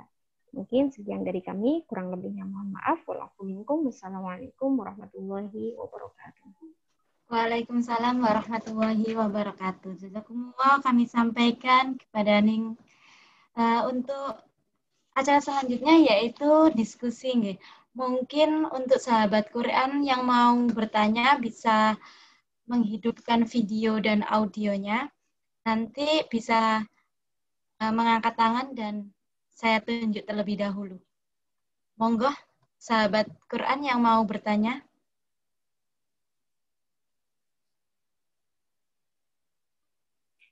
Oke, ini untuk ada pertanyaan pertama yang ditujukan kepada Ustadz Arifin.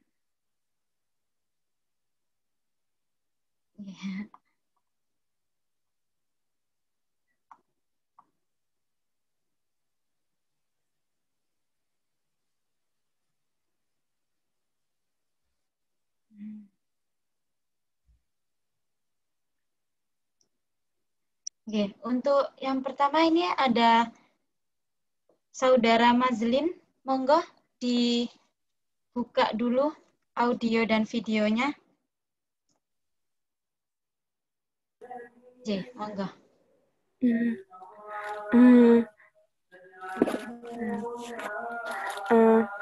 Assalamualaikum warahmatullahi wabarakatuh. Waalaikumsalam warahmatullahi wabarakatuh. Jazakumullah khairan katsira buat kedua pemateri, buat Ustadz siapa Mbak tadi? Arifin. Ustadz Arifin. Buat Ustadz Arifin dan buat Ibu Muhim. Ustazah Muhim. Ustazah Muhim. Saya izin mau bertanya ke Ibu Ustazah aja ya. Begini, bagaimana caranya untuk sebagai seorang singgelilah itu dalam mempersiapkan pernikahannya itu diawali dengan proses ta'aruf yang baik, mengenal karakter dan sifat pasangan kita. Itu bagaimana caranya agar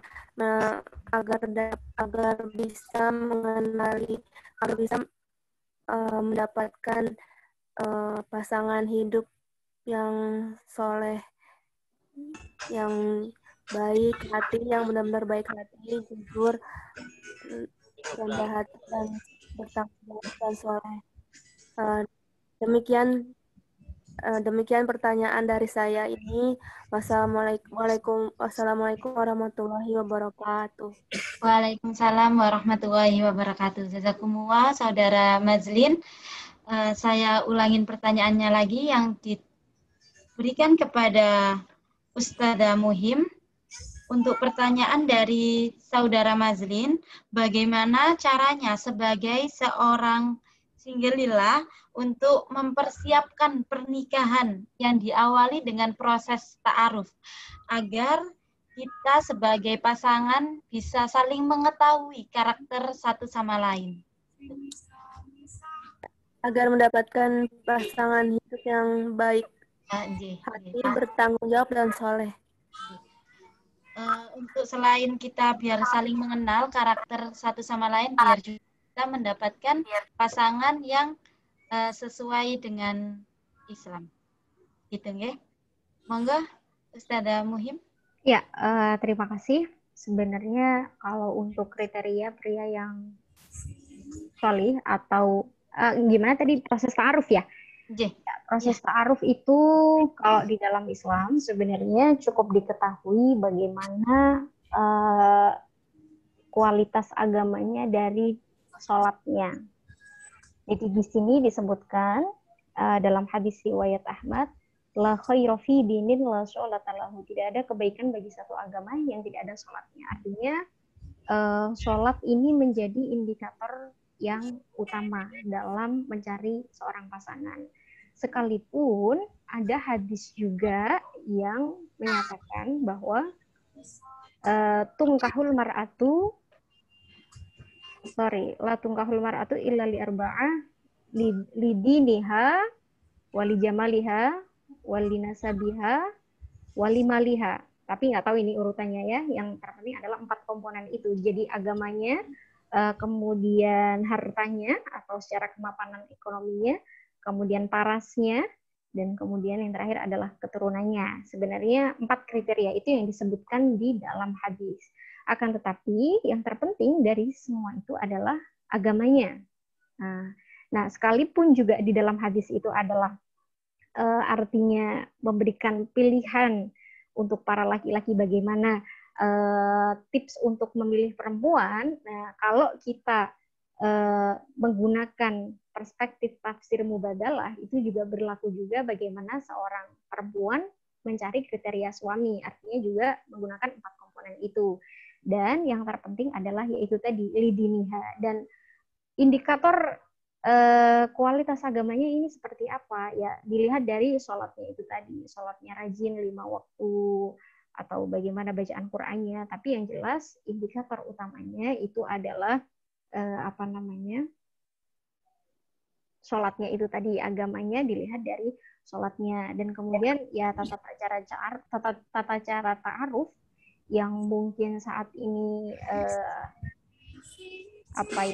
lagi dibumingkan atau dikampanyekan oleh beberapa kalangan, seperti misalkan kita, apakah cukup kayak misalkan kita menyerahkan CV ta'aruf hanya dengan melihat riwayat pendidikannya, hanya dengan melihat seperti ini. Nah, itu juga kalau menurut saya itu juga ya baik, tapi nggak bisa menjadi indikator untuk kita mengetahui karakteristik seseorang.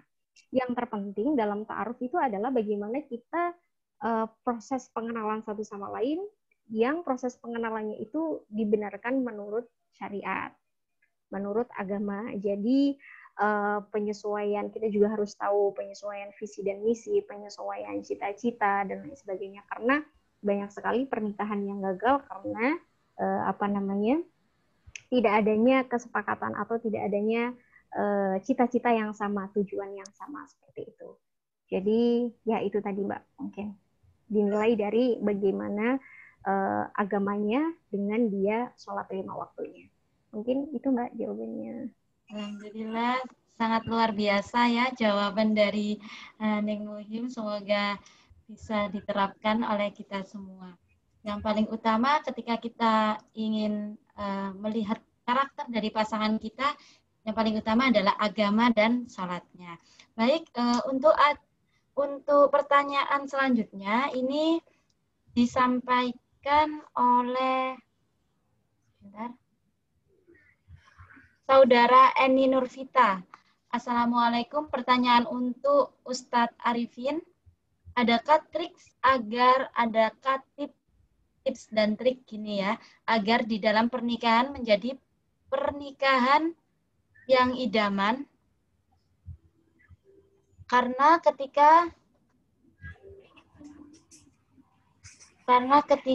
sudah menikah banyak sekali masalah yang terjadi, khususnya menyatukan dua pemikiran yang berbeda. Suatu contoh saling kuat dengan egonya masing-masing. Nah, ini Saudara Eni mohon pencerahannya kepada Ustadz Arifin, bertanya bagaimana tips dan trik agar dua pemikiran yang berbeda itu bisa saling memahami satu sama lain. Monggo Ustadz Arifin, disilakan. Terima kasih.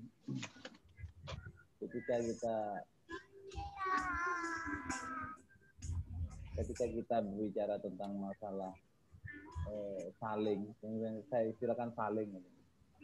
Memang kalau diucapkan memang mudah sekali. Tapi ketika praktek dalam kehidupan sehari-hari itu adalah hal yang paling sulit. Saling yang paling sulit itu adalah saling mengalah. Saling mengalah. Mengalah kan bukan berarti kalah. Ketika dipraktekkan, mengalah itu adalah hal yang paling sulit ketika kita mau saling.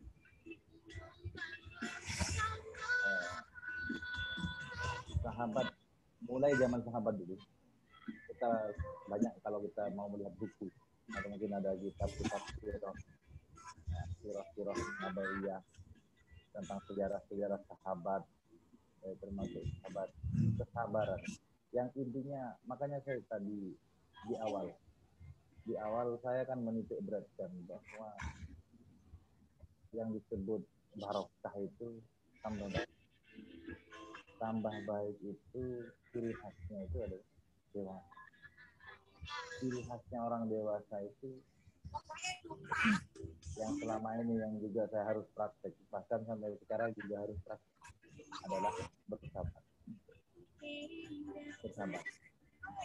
Bahkan kalau kita buka Al-Quran, sabar itu termasuk yang pertama kali disebutkan oleh Allah sebelum salat.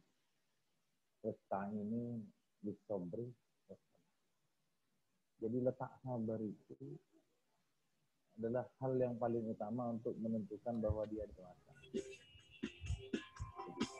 Kalau menurut saya pribadi, memang sabar itu adalah hal yang harus paling kita sabar. Mudah diucapkan, tapi sudah dipraktekkan.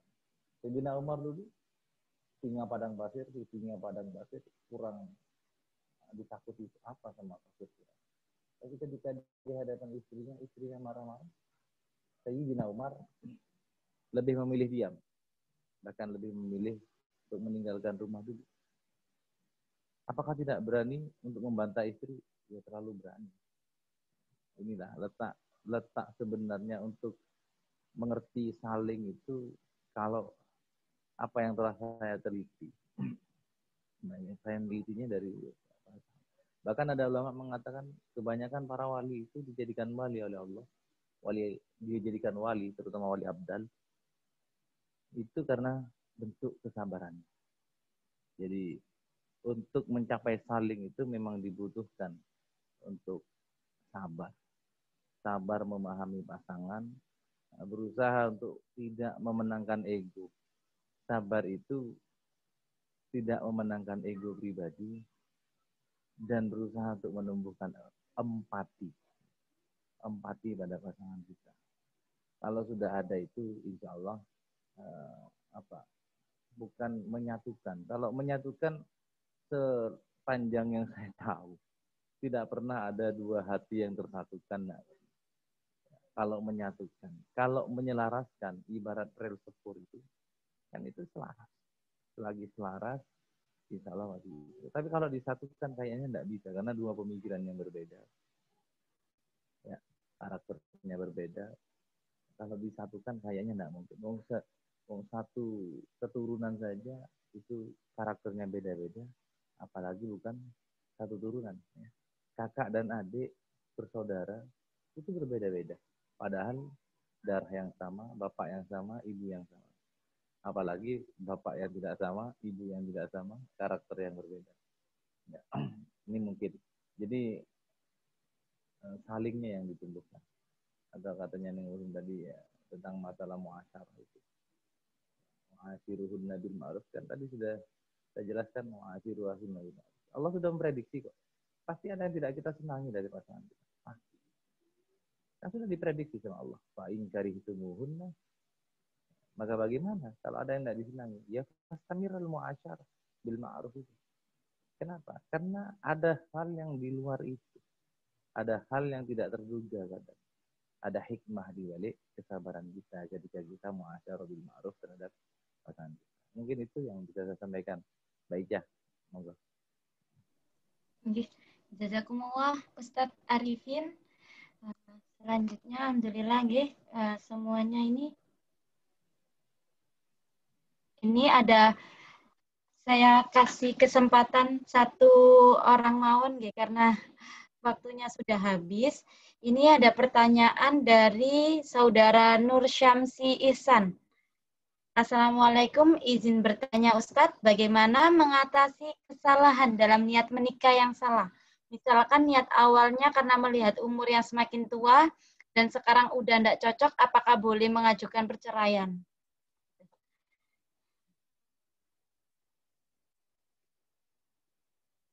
Nggih, monggo.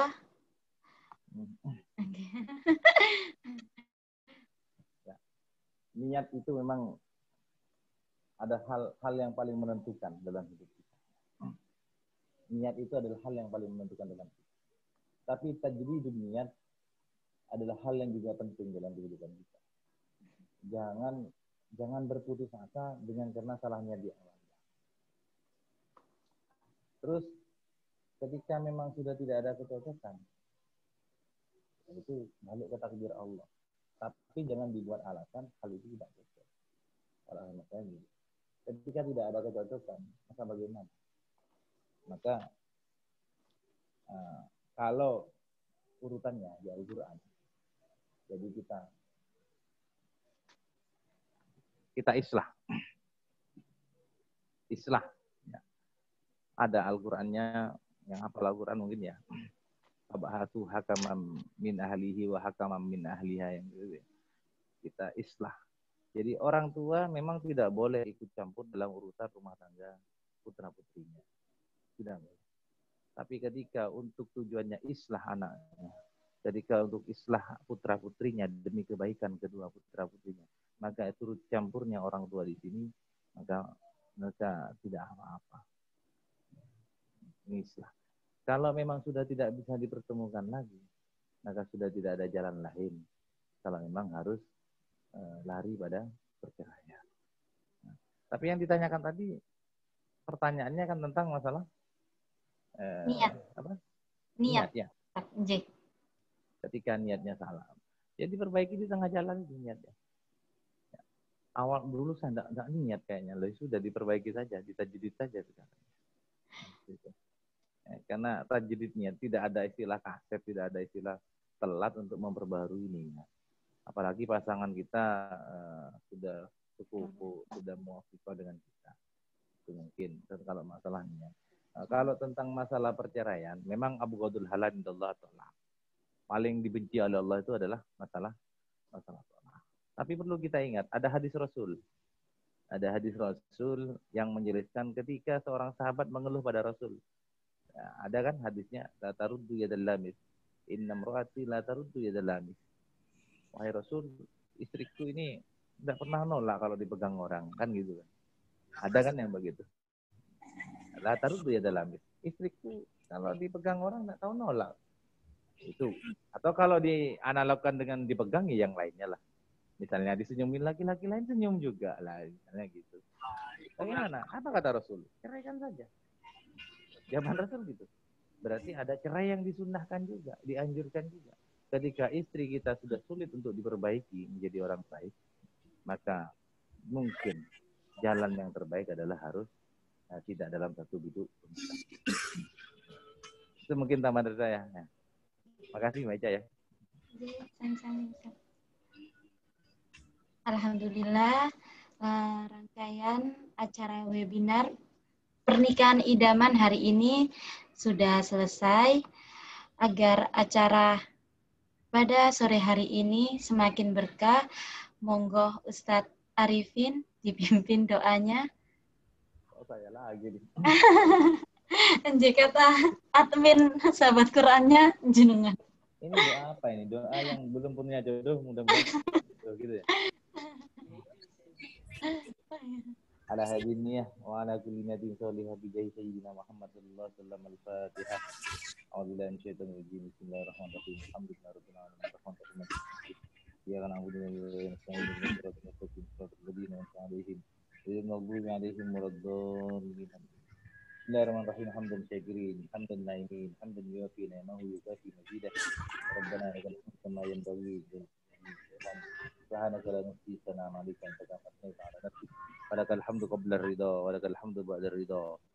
Walakal hamdu ba'da ar-ridha. Allahumma ja'al jam'ana hadza ya Allah jam'an marhuma wa tafarruqana min ba'di tafarruqan ma'suma. Wa la taj'alna fina wa la ma'ana syaqiyan wa la mahruma. Allahumma ja'alna wa auladana wa talamidana wa dhurriyyatina min ahli al-ilmi wa ahli al-khair wa la taj'alna wa iyyahum min ahli al-jahli wad-dhir. Allahumma ahyina bi hayatil ulama wa amitna bi mautis syuhada wa ahsurna yaumal qiyamah wa azmratis sholihin.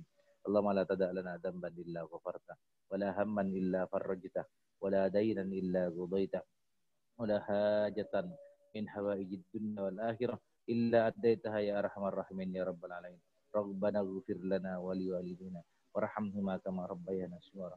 Rabbana hab lana min azwajina wa dhurriyyatina qurrata a'yun waj'alna lil muttaqina imama. Rabbana atina fid dunya hasanah wa fil akhirati hasanah wa qina adzaban nar wa adkhilnal jannata ma'al abrar ya aziz ya ghaffar ya dzal jalali wal ikram. Wa sallallahu ala sayyidina Muhammadin wa ala alihi wa sahbihi wa sallam. Walhamdulillahi rabbil alamin. Taqabbal minna bi asraril Fatihah.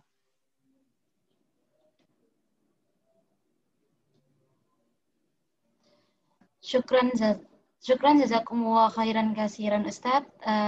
Semoga pertemuan hari ini menjadi pertemuan yang diberkahi sama Allah.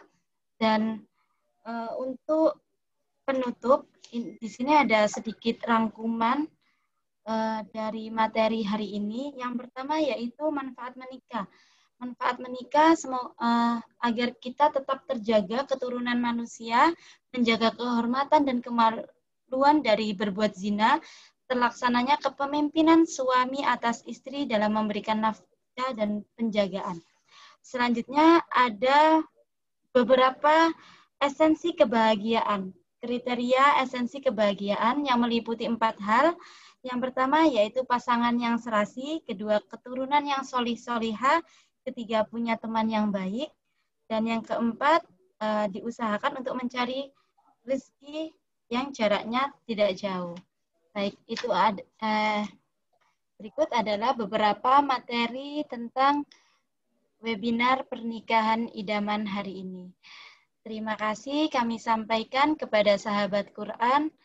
Semoga selalu senantiasa diberikan keberkahan dan rahmat dari Allah. Dari saya, wassalamualaikum warahmatullahi wabarakatuh.